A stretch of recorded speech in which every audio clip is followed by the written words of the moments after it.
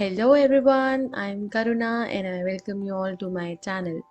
In this tutorial, we're going to learn about random numbers. A random number is a number generated from a large set of numbers that are based on guessing. They are used in applications like games, simulations, and cryptography. Random numbers are really important for encryption purposes in various network security applications. So let's learn more on random numbers using random module in Python. In order to access the various methods of this module, first we write import statement and then the name of the module, which is random. If you want to access any particular method of this module, then write the statement from random import, let's say randint. So this statement will make only this randint method available for my Python program, but instead of this statement I will use import random so that I can access all the methods. Let's generate some integer random numbers using the randint method. So for this I will write the name of the module, which is random, then the name of the method randint. As you can see, this method accepts two parameters. So let's put first parameter as 3 and the next one is 6. This method will generate random integer numbers from 3 to 6, where 3 and 6, both these values will be inclusive. Let's see the output. So you can see the first time the random number which is generated is 6.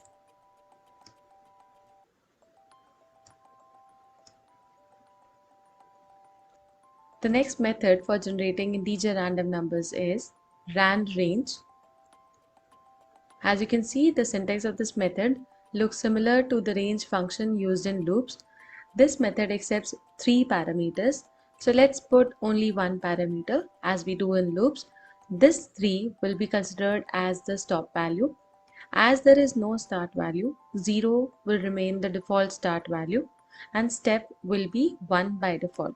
So this method will generate random numbers from 0 to 3 minus 1. Let's see the output. So first time it gives us 0 and then we have got 2. If I put another parameter, here 3 is the start value and 6 is the stop value and step will be 1 by default. If I run the code now, then I'll start getting random numbers from 3 to 6 minus 1. If you want to give the step value, then you can specify after the stop value by putting a comma operator. Let's say if I give 2. Now the values that will be generated by this method will have a difference of 2. So first time I've got 3, next it is 5. So whatever values are shown will be with a difference or a gap of 2. Let's try printing some random floating point values. This is possible using the random method of the module random. This method does not accept any parameters and generates random numbers from 0 to less than 1. So this is the first random floating point number. Next I execute and I get this value. Whatever numbers are generated will be less than 1. Another method to get floating point random numbers is uniform. This method accepts two parameters. So first let's say 3 and then I take 7. In this case we will get random numbers from 3 to less than 7. So as you can see, it is 6.2 and whatever values will be generated will always be less than 7. So now we are going to work on two methods, which are getState and setState. So first I'm going to use this random method. And this method gets executed. There is some state of the random number generator. So here let's say I'm going to save it in variable s and I use the getState method. Now I'm going to write this statement again after the get state. Next, I will set the state of this random number generator to variable s using the set state method, and I write this random method statement again. Let's see the output. Now you can see the first time the value is random, which is generated with the help of random method. The second and the third values, both of them are same. So both of these methods are used together, which will help you to create a checkpoint like situation in your Python programs. So let's try to fetch some random values from variables of sequential type. Here I'm going to create a variable str to store strings like morning, afternoon, evening.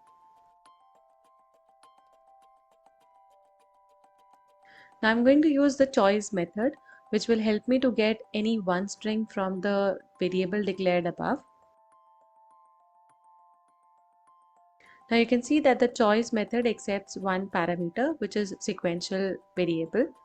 So str is that variable, which is a list type variable I've created above and contains values of string type. Now if I run the code, it fetches one value from the above declared variable and concatenates it with the word good and shows it on the screen.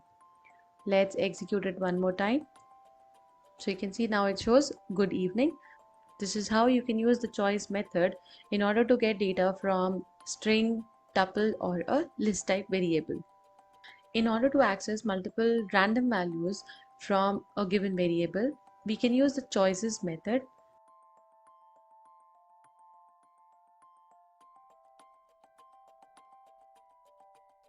As you can see in the syntax, it accepts various parameters.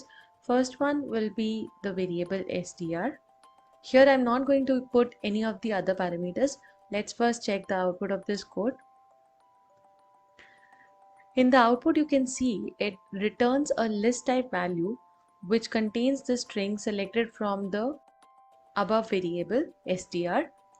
Now, you must be wondering that it shows only one value. The reason behind this is that the choices method accepts one more parameters, which is k, which is for the number of values I want to be selected randomly. By default, it is 1. So let's say if I put 2 now, it gives me 2 values from the variable str. When I executed the code second time, you can see both the strings that were selected randomly are repeating. If you execute it again, then it has changed. So the only drawback with the choices method is that the string that will be fetched randomly can repeat or can occur multiple times. The next parameter assigned to this method is weights. Now these 4 values are the weights of the strings declared above. This makes a total of 6. That means out of 6, the possibility of morning will be 3. Then afternoon will be very less, which is just once, and the night will be 2. Let's run the code. You can see I've got 2 values because value of k is 2. Then morning I've got, and then afternoon. Let's run this again. Then morning, night. Anytime you execute this code, afternoon will be the least selected string in your random values.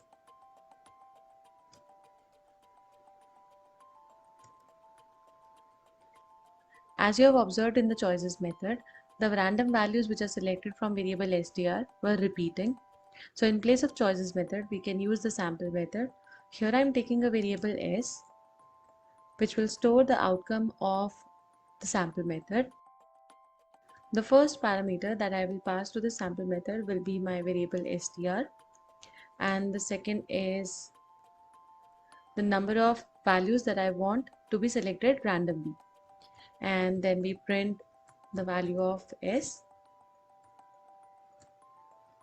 Now the outcome of this sample method is a list containing 2 strings which are selected randomly from variable str. If you execute the code multiple times, you will observe that none of the strings are repeating. The next is the shuffle method, which reorders the elements of a mutable type variable randomly. So as you can see, the variable that I've declared is str, which is a list type variable containing all string values. So here I write random.shuffle and I'm passing this str. Please note that str is mutable data type variable because it is a list, so the values stored inside it are of type string, but the order of these values can change. As it makes changes in place, that means the original variable gets modified. Let's see the output by printing the values of str.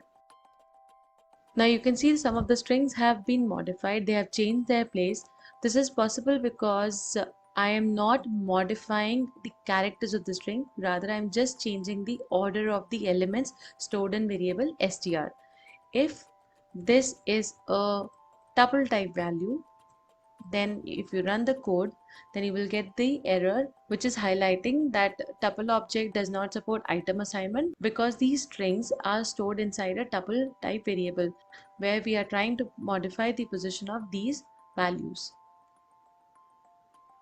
So please remember that shuffle method can only be used with a mutable data type values. Even if you want to change the values for an immutable data type, then I would suggest you can change it to a mutable type and modify it using the shuffle method and then restore it to its original data type. So let's design a simple application for rock paper scissors which will help us to apply our knowledge of random module. First, I'm defining a main function. Here I'm going to write a variable options which will have different values needed for this application. Now for the user choice, I'm taking this variable user choice. And for computer choice, we are going to take comp choice. Now we need to define these two functions which will accept the options variable.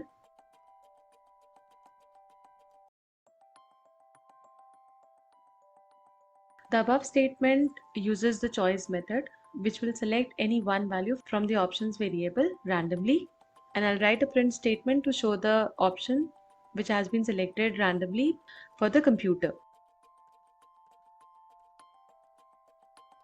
Now we will return the value which has been selected for the computer. Similarly, we are going to define the function for user.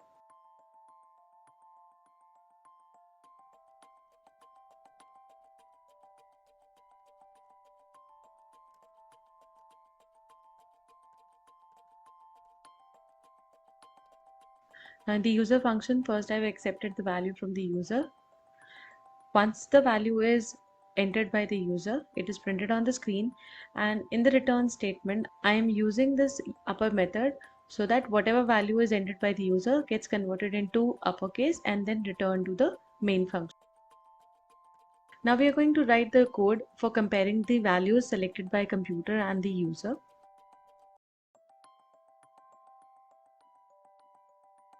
If user choice and comp choice, both of these variables have same value, then we will print tie.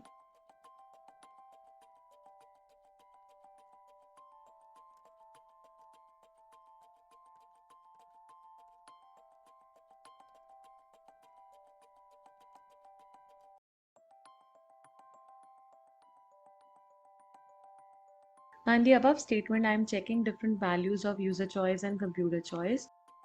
The elif contains different conditions which will be required to make the user win, and in the end we will have an else block which will get executed if computer is a winner. Now the entire code is written inside main, so in the end I'm going to invoke the main function. Let's run the code. As you can see, I've entered rock and computer chose scissor. This was done with the help of the choice method, and according to the condition, user is a winner.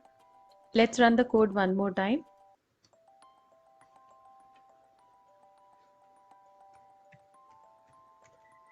This time I type paper, and you can see computer has chosen scissor and computer is a winner.